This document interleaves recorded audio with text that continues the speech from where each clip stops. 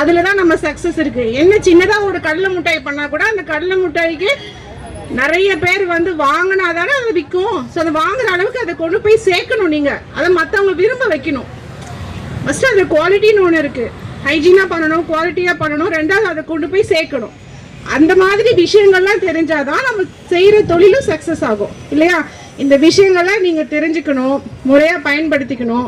பயன்படுத்திட்டீங்கன்னா உங்களுக்கு நல்ல பெனிஃபிட் இருக்குது. இதில் மேடம் சொன்ன மாதிரி சாகிற வரைக்கும் நம்ம கையில் 10 பைசா இருந்தால் தான் 4 பேர் நம்ம ரெஸ்பெக்ட் பண்ணுவாங்க.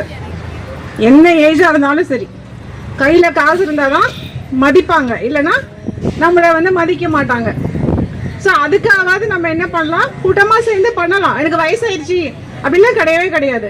நம்ம வயசுக்கு என்ன பண்ண முடியுமோ அந்த மாதிரி வேலைகளை பண்ணலாம். கரெக்டுங்களா? இன்னும் ஆசைப்படுறாங்க. இப்போலாம் என்ன சாப்பிட்றாங்கன்னா 2 கிவி, ஒரு கொய்யாப்பழம், அப்புறம் கொஞ்சம் சுண்டல், கொஞ்சம் வேர்க்கடலை, இப்படி தான் நம்ம பழைய காலத்துக்கு போயிட்டு இருக்கோம். பட் யாராவது செஞ்சு கொடுத்தா சாப்பிட்ற மாதிரி தான் இன்னைக்கு பிஸி ஷெட்யூலில் இருக்குது. கரெக்டா?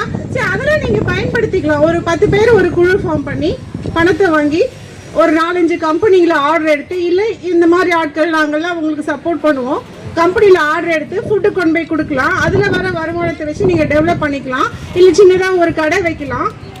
இப்போ அந்த ஃபுட்டு சாப்பிட்றதுக்கு அந்த பாக்கு இலையெல்லாம் பண்ணுறாங்க இல்லையா, அதெல்லாம் உங்கள் ஏஜுக்கு பண்ணலாம். ஒரு மெஷின் தான், 50,000 ரூபாய் கொடுத்து ஒரு மெஷின் வாங்கி வச்சிங்கன்னா ஆயுசுக்கு அதில் தொழில் பண்ணலாம். பண்ண முடியும் தானே?